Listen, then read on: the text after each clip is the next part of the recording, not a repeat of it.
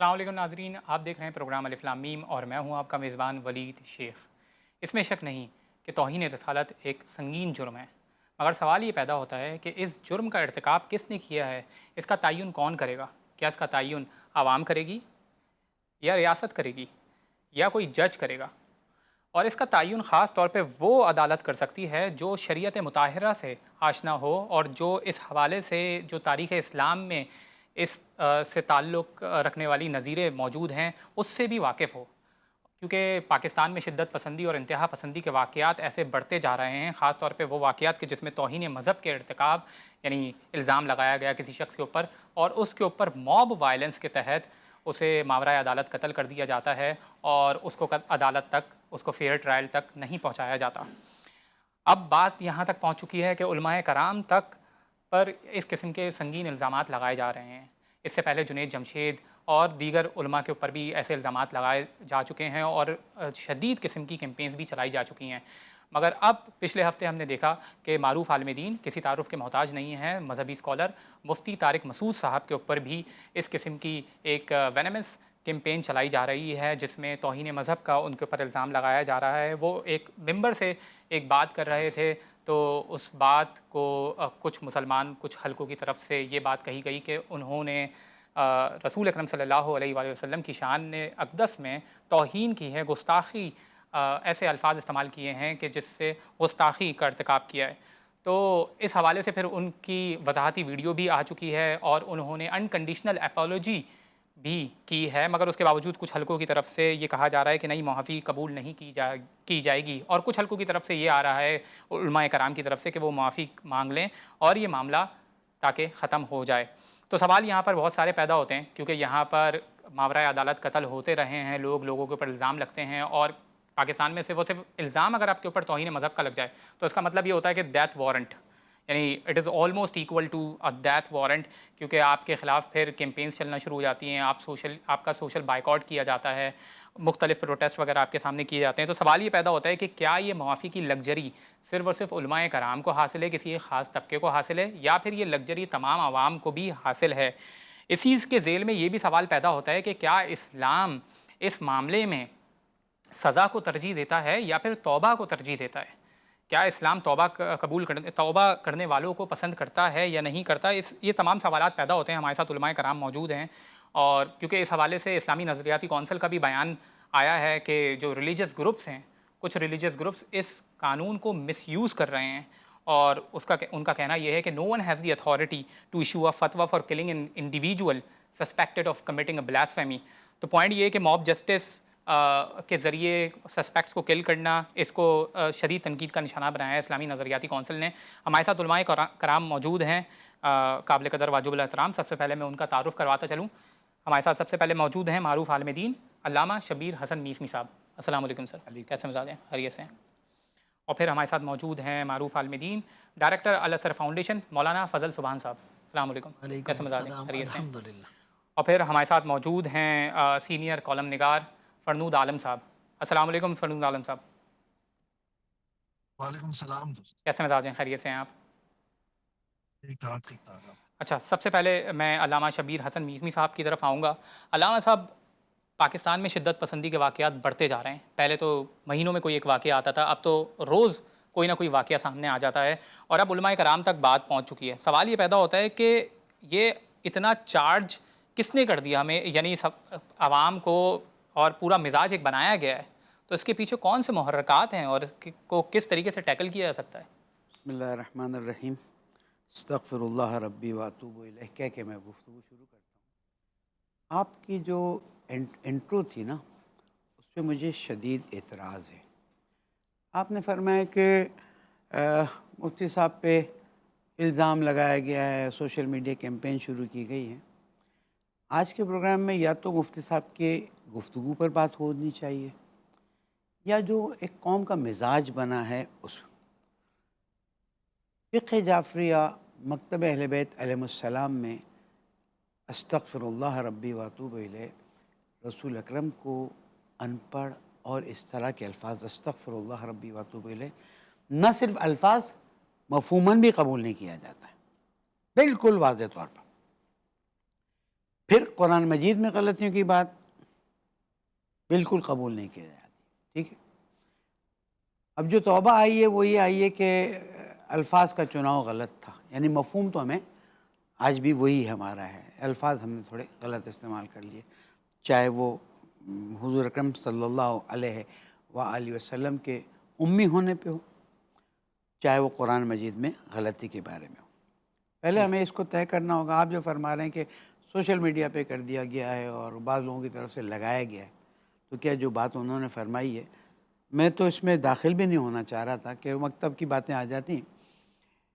اہل حدیث، جی دیوبندی، بریلوی اور ایسے جو اپنے آپ کو کسی مکتب سے یعنی کسی مسلک سے نہیں، سب نے اس کو کنڈیم کیا ہے، جی ٹھیک ہے۔ اب یہ بات بعد میں آتی ہے کہ ان کی توبہ قبول ہے نہیں ہے، کیا جاتا ہے نہیں کیا جاتا۔ دیکھیں، شان رسالت میں توہین کسی بھی صورت میں قبول نہیں ہے۔ اب یہ توہین عمدی ہے یا سہوی ہے؟ عمدی ہے تو کیا مکتب کا نظریہ وہ ہے یا فرد وہ نظریہ لے کے چل رہا ہے؟ یہ ہر چیز کو دیکھنا ہوگا۔ پھر خود مفتی صاحب کا بیان تھا، سوشل میڈیا پہ چل رہا ہے کہ جو توہین رسالت کرے میں فتویٰ دیتا ہوں وہ اس کو۔ اس وقت کیسے ہم آج پاکستان میں لسٹ بنائیں نا، کتنے لوگوں پر الزام لگا کے، دیکھیں ایک طریقہ کار ہے، آدمی پکڑا جاتا ہے، اس پہ کیس کیا جاتا ہے، اس کو سنا جاتا ہے۔ اچھا، یہ نارمل ججز سنیں مجھے قبول ہی نہیں ہے۔ کیوں؟ مسئلہ شرعی ہے، پورا ایک شرعی بینچ ہونا چاہیے جس میں یہ کیس جائے جی اور جائے۔ مفتی صاحب اور بہت سے مفتیان حضرات نے یہ بات پبلک میں ڈال دی ہے کہ جہاں تم کو لگے کہ توہین رسالت ہوئی ہے وہیں پر اس کو تم تمام کر دو، استغفر اللہ ربی واتوب الیہ۔ اچھا، مگر مفتی مسعود صاحب، طارق مسعود صاحب کا میں نے خود بیان سنا ہے، انہوں نے ایسے ماورائے عدالت کارروائیوں کی سخت مذمت کی ہے پہلے بھی۔ پھر میں موبائل نکال لوں گا۔ اچھا، ویسے میں نے خود یہ آن ویڈیوز لائن دیکھی ہونے ہیں۔ رہے، ہم چاہتے ہیں کہ ایک احترام کے بارے میں گفتگو، میں کسی مسئلے کی جی توہین کا بھی ارادہ نہیں رکھتا، جی میں مسئلے کا حل چاہتا ہوں۔ آج یہ جو واقعہ اب جو یہ واقعہ پیش آیا ہے، اللہ تعالیٰ ان کو معاف کرے، انہوں نے توبہ کی ہے، انہوں نے اپنے الفاظ سے رجوع کی ہے، لیکن ایک تو یہ مسالک اپنی طرف سے واضح کریں کہ آیا وہ اس بات کو مانتے ہیں کہ حضور اکرم صلی اللہ علیہ وآلہ وسلم لکھنا پڑھنا نہیں جانتے تھے یا جانتے تھے، اور اگر نہیں جانتے تھے تو اس کی دلیل دے دیں، اور اگر جانتے تھے تو پھر اس کی دلیل دی جائے، اس پہ بات الگ ہو جائے گی۔ دوسرا یہ کہ اگر ایک مکتب کا نظریہ یہی ہے، ٹھیک ہے نا، تو پھر اس مکتب کے نظریے کو دیکھنا پڑے گا، اور پھر گفتگو اس ڈائریکشن میں جائے گی کہ بھی ہمارا نظریہ یہی ہے۔ جی مثلا یزید کے بارے میں ہمارا نظریہ یہ ہے کہ وہ لعنتی ہے، جی ٹھیک ہے، ہم کھلے عام بھی کہتے ہیں، ہم بند کمروں میں بھی کہتے ہیں، تو اب اس پہ بات ہوگی کہ یہ نظریہ ہمارا صحیح ہے غلط ہے، کوئی بات کر سکتا ہے۔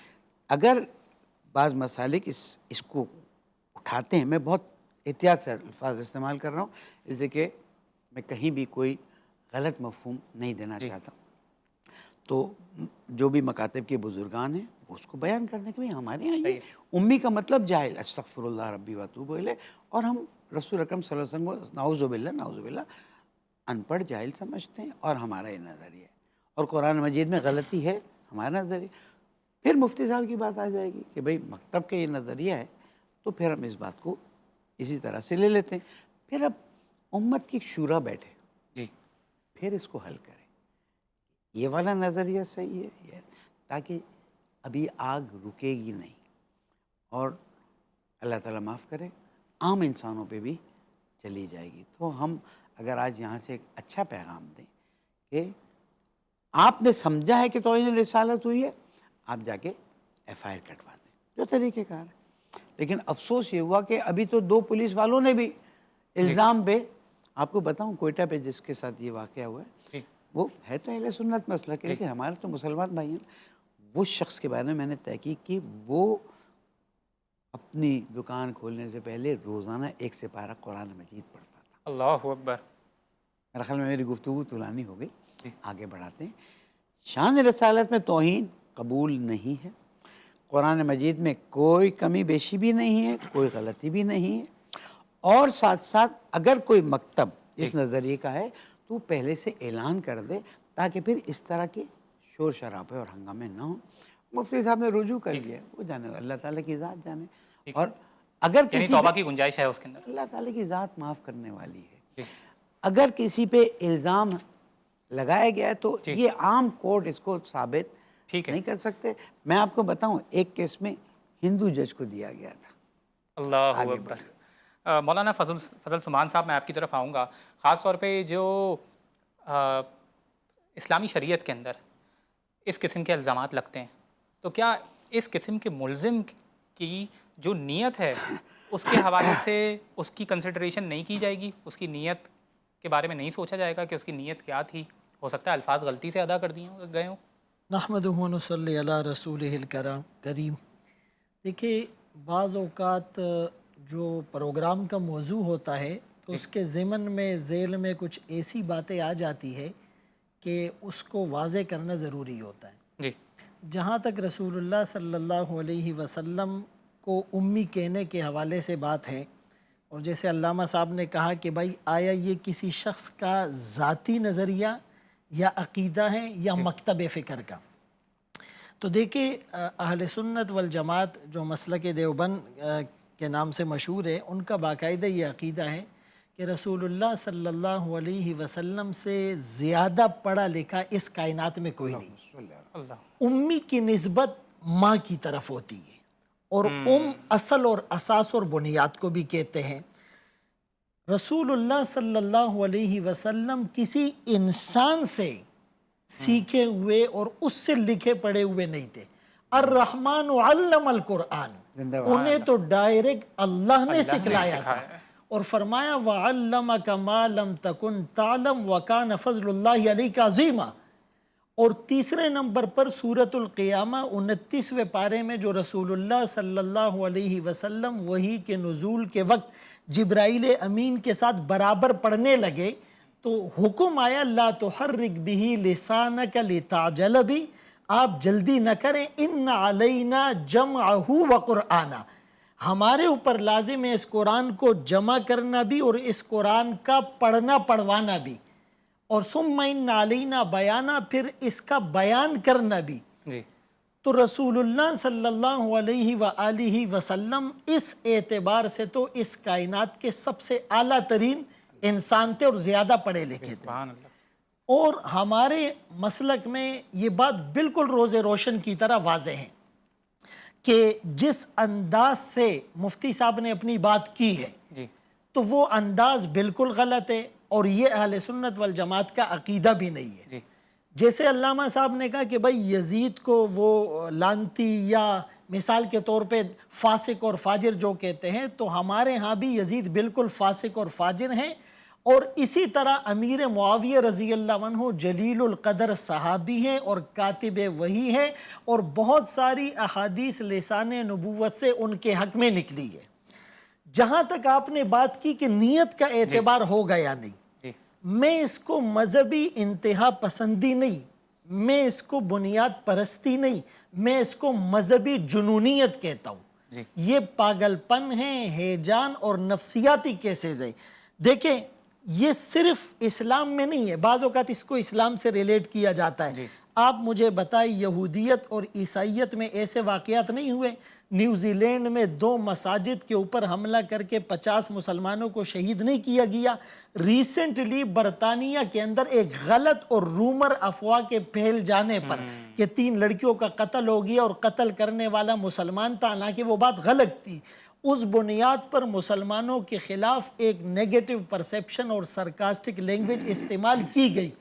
9/11 کے بعد دنیا کا جو پیراڈائم چینج ہوا ہے، اس میں مسلمانوں کو مصر میں اخوان المسلمین ہو، الجزائر میں اسلامک سالویشن فرنٹ ہو، لیبیا کے اندر، عراق کے اندر، افغانستان کے اندر کتنے معاملات بگاڑے گئے۔ تو آج کل بنیادی طور پر کسی لوکل اور قومی معاملے کو بین الاقوامی معاملے سے الگ کر کے نہیں دیکھا جا سکتا۔ یہ گلوبل ویلیج ہے اور لوگ ورلڈلی چیزوں کو دیکھ رہے ہوتے ہیں۔ تو بنیادی طور پر ایک آدمی اگر گستاخی کرتا ہے، ایک بات تو علامہ صاحب نے بڑی پتے کی کہ اس کا تعین آپ نے اپنے انٹرو میں بھی کہا، وہ کون کرے گا؟ عوام کرے گی۔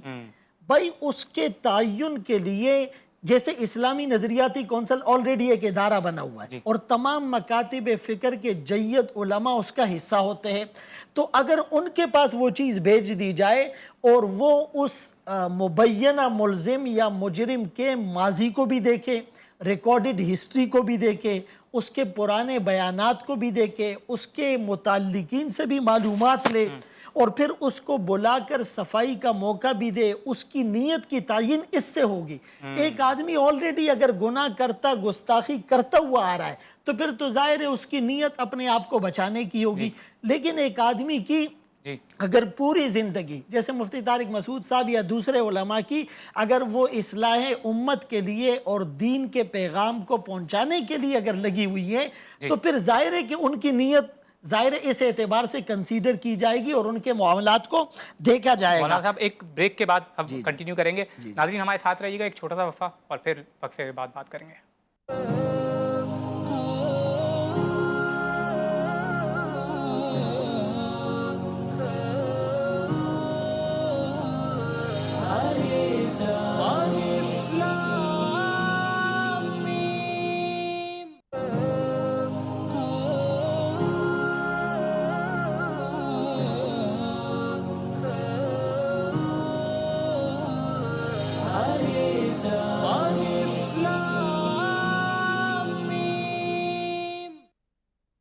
خوش آمدید ناظرین، آج ہم بات کر رہے ہیں توہین مذہب میں بڑھتے ہوئے رجحان کی، اور خاص طور پہ اب تو اس کی لپیٹ میں علماء کرام بھی آ گئے ہیں۔ ہمارے ساتھ فرنود عالم صاحب موجود ہیں۔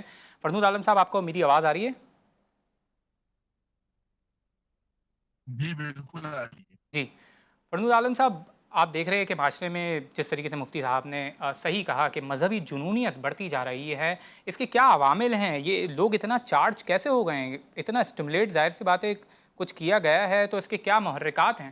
میں اصل میں یہ عرض کرنا چاہ رہا تھا کہ جو دونوں حضرات صاحبان یہاں پہ بیٹھے ہوئے ہیں، علامہ صاحب بھی اور مولانا سبحان صاحب بھی، انہوں نے جو بات کی ہے کہ ہم بیٹھیں گے، ہم دیکھیں گے، ہمیں دیکھنا چاہیے کہ اس کا مزاج کیا ہے، کیا وہ عادتاً عادی مجرم تو نہیں ہے، وغیرہ وغیرہ وغیرہ وغیرہ، ان کی رائے سے تو مجھے اتفاق ہے، لیکن پرابلم یہ ہے کہ پاکستان میں توہین مذہب یا توہین رسالت کا جو قانون ہے وہ آپ کو یہ گنجائش نہیں دیتا، اور گنجائش اس لیے بھی نہیں دیتا کہ میں تو خود یہ سمجھتا ہوں کہ پاکستان میں جو زیادہ آبادی ہے وہ فقہ حنفی کی فالوور ہے، ٹھیک؟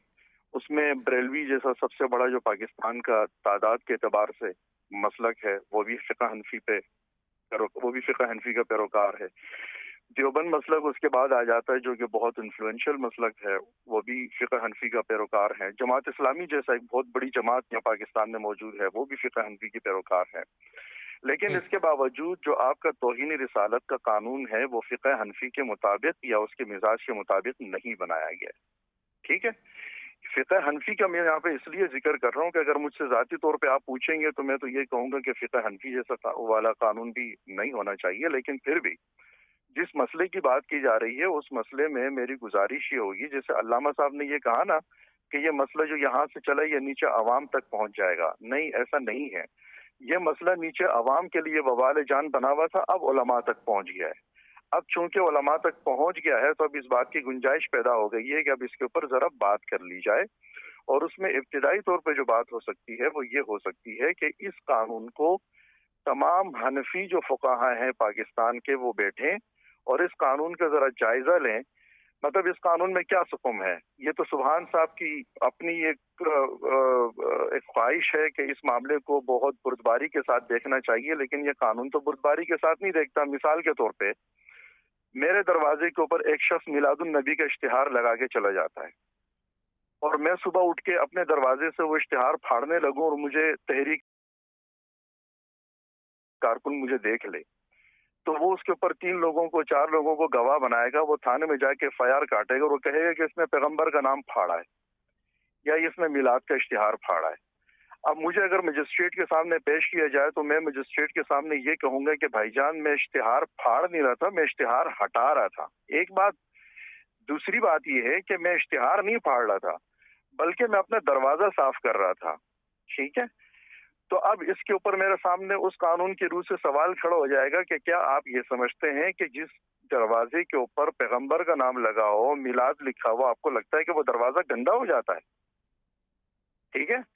تو اب اس کا جواب میرے پاس نہیں ہے. اس قانون کی روح سے میں پکڑا جاؤں گا. اسی طریقے سے اگر میں کچرا پھینکتا ہوں صبح اپنے گھر کے باہر اور وہ جلا رہا ہوں, اور ایک اسکواڈ کا بندہ آتا ہے, اس میں سے ایک کاغذ نکالتا ہے اور اس کاغذ کے اوپر آپ کے پروگرام کا نام الف لام میم لکھا ہوا ہے, یا اس پہ کوئی درود آدھا لکھا ہوا ہے, یا اس پہ قرآن کی کوئی آیت یا کوئی حدیث لکھی ہوئی ہے, وہ شخص اٹھائے گا, وہ کہے گا کہ اس نے کچرے میں مقدس عبارت کو ڈالا ہوا تھا اور پھر یہ اس کو آگ بھی لگا رہا تھا. تو میں اس کو یہ کہتا ہوں کہ بھائی جان, میں اللہ اور اس کے رسول کے نام کو نہیں جلا رہا تھا, میں تو کچرا جلا رہا تھا. وہ آگے سے کہے گا کہ اچھا آپ نے اللہ اور اس کے رسول کے نام کو کچرا کہہ دیا, تو یہ کیس میرے لیے اور بھی زیادہ سنگین ہو جائے گا. اب میرے پاس وہ راستہ اس قانون کی روشنی میں ہے ہی نہیں کہ میں اس کو یہ سمجھا سکوں کہ بھائی جان میں یہاں پہ کر کیا رہا تھا, میرا مقصد کیا تھا, میں کس طرف جانا چاہ رہا تھا. چونکہ ہمارے قانون کا مزاج یہ ہے, مجھ سے اگر آپ پوچھیں گے مولانا طارق مسعود جو ہے وہ کسی لوگوں کی ضد کے اوپر آ کے توبہ کرنے کے پابند بھی نہیں ہے. کسی نے اپنا نقطہ نظر بیان کیا کر دیا, کسی کو لگتا ہے کہ وہ نقطہ نظر ٹھیک نہیں ہے تو وہ لوگ علم کی روشنی میں اور اپنے مطالعے اور تجربے کی روشنی میں اس سوال کا جواب دے دیں. باقی میں سمجھتا ہوں کہ علم کی دنیا میں کوئی توبہ ووبہ بھی نہیں ہوتی. علم کی دنیا میں صرف رجوع ہوتا ہے, اور رجوع جو ہوتا ہے وہ کسی کی ضد کی بنیاد پہ نہیں ہوتا ہے کہ آپ آئیں اور توبہ کریں یا رجوع کریں. رجوع ذاتی مطالعے پہ ہوتا ہے, ذاتی فہم پہ ہوتا ہے, ذاتی علم پہ ہوتا ہے.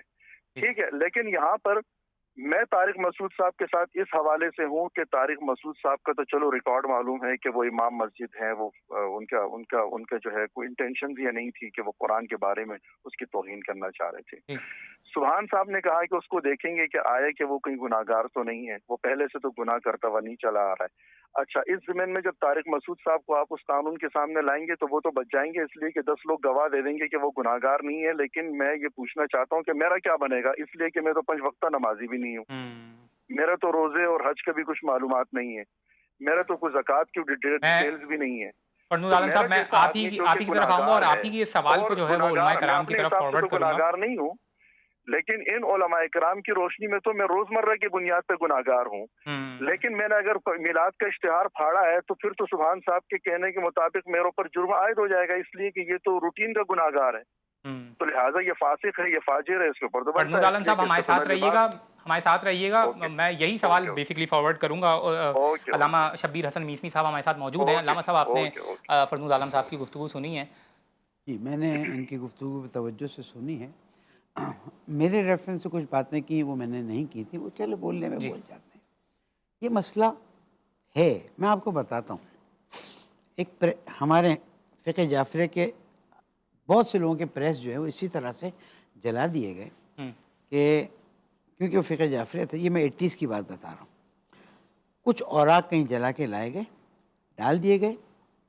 صبح موب آیا, ان کا یہ کیا, اس نے قرآن مجید کے اوراق جلائے. اللہ اکبر. اس آدمی کو جیل لے گئے. 4 سال کیس چلا, ثابت ہوا کہ انہوں نے یہ ایسا کام نہیں کیا, نہ پہلے اس کا تھا. جب وہ جیل سے آزاد ہو گیا تو اس کو شہید کر دیا. یہ ایک کیس نہیں, میں پاکستان میں سوال کرتا ہوں تمام علماء سے, تمام مفتیان حضرات سے, کہ اب تک عوام پس رہی تھی, جل رہی تھی, مر رہی تھی. مجھے نہیں معلوم وہ غلط تھے یا صحیح تھے, لیکن جیسے ہوا مار ڈالا گیا, جلا دیا گیا, کرسچن کمیونٹی کے لوگوں کو مارا گیا. بعد میں پتہ چلا کہ کہیں لڑکی کا مسئلہ تھا, کہیں مسئلہ. توہین رسالت پہ معافی کی کوئی بات ہی نہیں, لیکن توہین رسالت ہوئی یا نہیں ہوئی یہ موب جو ڈیسائیڈ کرنے والی بات رہی ہے. اس لیے کہ ہم موب کو توجہ دلاتے رہیں گے. دیکھیں, شان رسالت میں کسی کے محترم کی باتیں بہت مناسب تھیں کہ اگر غلطی سے انہوں نے وہ ڈال دیا الف لام میم کا اشتہار, انہیں توجہ بھی نہیں رہی, یا کوئی اخبار. وہ تو کہہ رہے ہیں قانون میں گنجائش ہے ہی نہیں. دیکھیں, اسی لیے میں نے کہا کہ یہ جو میجسٹریٹ ہے, یہ جو جج ہے نا, اس کی صلاحیت نہیں ہے کہ وہ دیکھے کہ اس کو سزا ہونی چاہیے نہیں. مفتیان حضرات, ذمہ دار, پڑھے لکھے لوگ موجود ہیں. میں تو کہتا ہوں مفتی فضل الحق صاحب صلاحیت رکھتے ہیں کہ اس میں جائیں. بڑی انہوں نے خوبصورت گفتگو کی اور میں واقعاً ان کو سلام کرتا ہوں کہ انہوں نے ایک دم چیزیں کلیئر کر دیں. آج آپ کے پروگرام کے بعد بہت سی چیزیں کلیئر ہو جائیں گی. اور الحمدللہ ہم تو چاہتے ہی یہ ہیں کہ الفت و رحمت للعالمین کا مذہب ہے, مکتب ہے, دین ہے, تو اس میں محبت اور الفت کی باتیں ہونی چاہیے. ہاں کوئی عمدن شان رسالت میں ارادے کے ساتھ توہین کرتا ہے, جو شریعت نے سزا رکھی ہے وہ سزا ہونی چاہیے. جو میں پاکستان پینل کوڈ کے حساب سے بناتا ہوں اس سزا میں ہمیں سوال بنتا ہے. مفتیان کا ایک پورا پینل ہونا چاہیے. اسلامی نظر کونسل کے بارے میں عرض کرتا چلو مفتی صاحب کے مولانا فضل سبحان صاحب کہ وہاں پر عمل ہوتے ہوتے نا سالوں نکل جاتے ہیں. باقاعدہ جیسے کورٹ ہے جیسے شریعت کی بینچ ہونی چاہیے.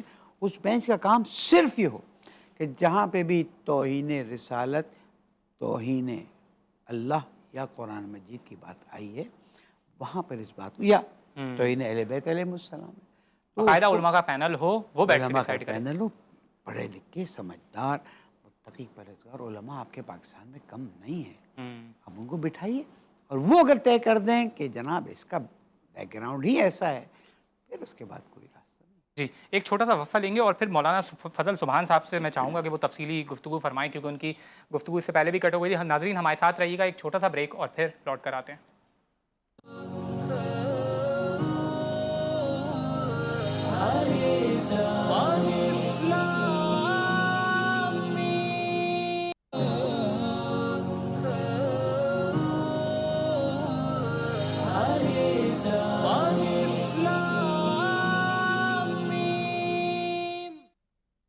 خوش آمدید ناظرین. آج ہم بات کر رہے ہیں انتہا پسندی بڑھتی ہوئی پاکستان کے اندر, شدت پسندی کے حوالے سے بات کر رہے ہیں. یہ بات آج علماء کرام تک بھی پہنچ چکی ہے. مفتی طارق مسعود اس کے لیٹسٹ جو ہے وہ وکٹم ہیں, ہمارے ساتھ موجود ہیں معروف عالم دین مولانا فضل سبحان صاحب.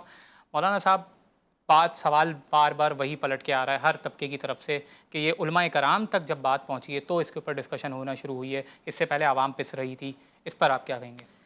دیکھیے پہلی بات تو یہ بالکل غلط ہے کہ علماء تک بات پہنچی ہے تو اسی لیے اس پہ ڈسکشن شروع ہوئی ہے. بیسیوں پروگرام آپ کے جی ٹی وی کے چینل پر بھی اس وقت موجود ہے آن دی ریکارڈ کہ ان ایشوز پر علماء نے آواز اٹھائی ہے, صدائے احتجاج بلند کیا ہے کہ توہین رسالت کا قانون بالکل ٹھیک ہے, قرآن اور سنت کے مطابق ہے, لیکن اس کا غلط استعمال اس کو روکا جائے. بنیادی طور پہ بات ہے. جہاں تک فرنود عالم صاحب نے ایک بات کی کہ بھائی قانون اس کی گنجائش نہیں دیتا, تو اس بات نے مجھے ورطہ حیرت میں ڈال دیا.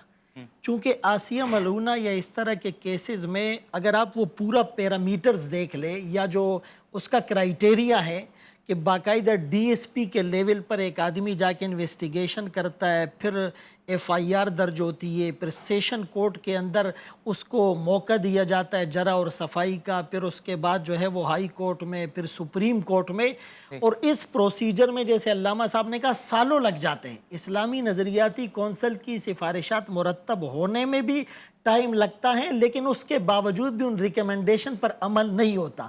اور ہمارے عدالتوں میں تو لاکھوں کیسز پینڈنگ میں ہیں اور سالوں تک پینڈنگ میں موجود رہتے ہیں. لیکن اتنے طویل پروسیجر کے بعد اور ملزم اور مجرم کو باقاعدہ صفائی کا موقع دیا جانے کے بعد جب آسیہ کو سزا سنائی گئی تو کیا اس سزا پر عمل ہوا؟ اسے بیرونی پریشر اور دباؤ کی وجہ سے باہر کیوں بھیج دیا گیا؟ اور یہ ایک آسیہ نہیں ہے, کئی اور کیسز ہیں جو میں باقاعدہ ثابت کر سکتا ہوں کہ انہیں بیرون ملک بھجوا دیا گیا. نمبر ایک, یعنی 295C کے تحت اس میں گنجائش نہیں تھی معافی کی؟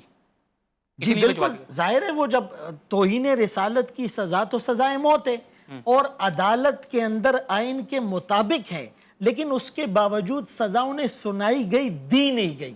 تو اس کی وجہ سے عوام کے اندر جو عدلیہ کی ساکھ ہے وہ متاثر ہوتی ہے اور اعتماد بحال نہیں ہوتا. نہیں تو پھر اس سے سوال تو یہ پیدا ہو رہا ہے نا کہ فرنود عالم صاحب بھی تو یہ کہہ رہے ہیں کہ جب معافی کی گنجائش موجود نہیں ہے تو پھر نہیں, وہ یہ نہیں کہہ رہے معافی کی, وہ معافی کی گنجائش سے یہ مراد ہے کہ وہ کہتا ہے میری نیت ٹھیک نہیں تھی, اس کی معافی کی گنجائش نہیں ہے. تو یہ جو نیت اور صفائی کا موقع دیا جانا ہے وہ تو ہے, باقی اگر ثابت ہو جائے تو پھر معافی کی گنجائش نہیں ہے. اور یہ یہ فقہ حنفی کا بھی قانون ہے.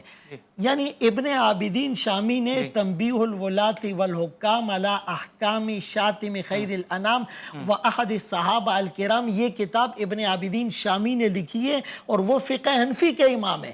اور اس میں یہاں پر کیٹیگرائز کیا جاتا ہے کہ گستاخی کرنے والا پہلے سے کافر تھا یا مسلمان تھا.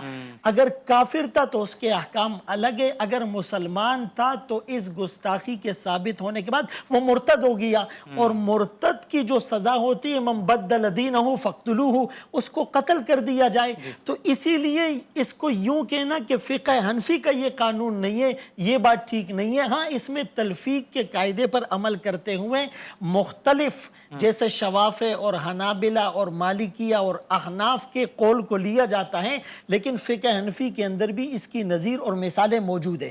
اگلی بات جو بنیادی ہے نا، جس کی طرف علامہ صاحب نے بھی اشارہ کیا، مجھے ایک منٹ کہنے دے کہ ایک تو اسلامی نظریاتی کونسل میں یہ چیز دی جائے. دوسرا میں ان کی بات سے ایگری کرتا ہوں کہ سنجیدہ علماء پر مشتمل ایک فورم اور کمیٹی بنائی جائے جس میں ہر مکتبہ فکر کے علماء ہو، اور وہ اس چیز کو ڈسکس کرے اور تعین کرے کہ آیا یہ گستاخی ہے یا نہیں ہے. نمبر 3، گستاخی ثابت ہونے کے بعد قانون کو ہاتھ میں لینے کی اجازت کسی کو نہیں دی جا سکتی، اور قانون عوام ہاتھ میں نہ لے اس کے لیے قانون کو جلدی حرکت میں آنا پڑے گا، یا تو وہ فوجی عدالتوں کے طرز پر یا وفاقی شرعی عدالتوں کے طرز پر فاسٹ ٹریک پر جب ان معاملات کو دیکھے گی تو عوام کو جو ایک جسٹیفیکیشن کا یا جواز کا موقع ملتا ہے وہ ختم ہو جائے. اب میسی صاحب کچھ کہہ رہے تھے 30 سیکنڈ سے. بس میں یہ کہہ رہا ہوں کہ انسانی جان کی قیمت بہت زیادہ ہے، اور عوام کو یہ بات سمجھائی جائے کہ آپ کو یہ حق نہیں ہے، اور اگر خدا نخواستہ آپ نے بے گناہ کو مار ڈالا تو آپ نے کان قتل الناس جمیعہ ہے.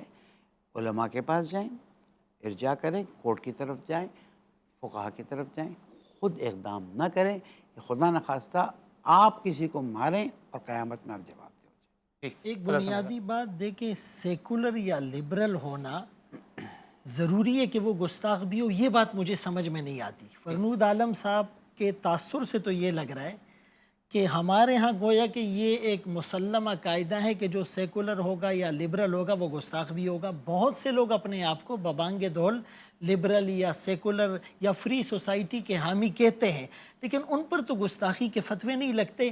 آخر ان کو کیوں یہ اچھا لگتا ہے کہ جب تک ہم نے مذہب کے اندر چھیڑ چھاڑ نہ کی جائے، جب تک ہم نے علماء کو تنقید کا نشانہ یا کریٹیسائز نہ کیا جائے تو ہماری دال نہیں گلنی. تو خدا را آپ لوگ بھی تھوڑا سا بیلنس اور اعتدال کے ساتھ تھوڑا سا سفسٹیکیٹڈ وے میں آپ ایک بیلنس بات کیا کریں، اور علماء کو ہر چیز کا ذمہ دار نہ ٹھہرایا جائے. سری لنکن منیجر کو جو قتل کیا گیا سیالکوٹ میں، اب دیکھیں وہاں پر علماء نے کیا رول ادا کیا، وہ تو عام لوگ تھے، علماء کو تو اس بات کا پتہ بھی بعد میں چلا. اور یہ جیسے میسمی صاحب نے کہا تھا کہ پولیس والے اگر یہ حرکت کر رہے ہیں تو ان کی تربیت میں، ان کی کاؤنسلنگ میں کتنا زیادہ فرق ہے اور کتنی زیادہ ضرورت ہے ان چیزوں کو سٹریم لائن میں لانے. بہت بہت شکریہ ناظرین، آپ نے علماء کرام کی گفتگو سماعت فرمائی. میں بہت شکر گزار ہوں کہ انہوں نے اپنا قیمتی وقت ہمارے اس پروگرام کے لیے نکالا، اور ان کی گفتگو سے یہی بات اخذ کی جا سکتی ہے کہ اسلامی قوانین کا مس یوز کیا جا رہا ہے. اسلامی نظریاتی کونسل بھی اس کو بارہا کہہ چکا ہے. تو ہمیں جو بات اپنے باور کروانے کی ضرورت ہے وہ یہ کہ ہم قوانین کو اپنے ہاتھ میں نہ لیں. اگر کوئی اس قسم کا کیس ہمیں لگ بھی رہا ہے تو ہم علماء سے رجوع کریں، اور یہ علماء کا کام ہے کہ وہ ڈیسائیڈ کریں کہ کون گستاخ ہے اور کون گستاخ نہیں ہے. قانون ماورائے عدالت قتل کے بجائے قانون کی طرف رجوع کیا جائے. اسی سے شدت پسندی اور انتہا پسندی کا خاتمہ کیا جا سکتا ہے. پھر کسی نئے موضوع کے ساتھ آپ کے سامنے حاضر ہوں گے. تب تک کے لیے اپنے میزبان ولید شیخ کو دیجیے اجازت.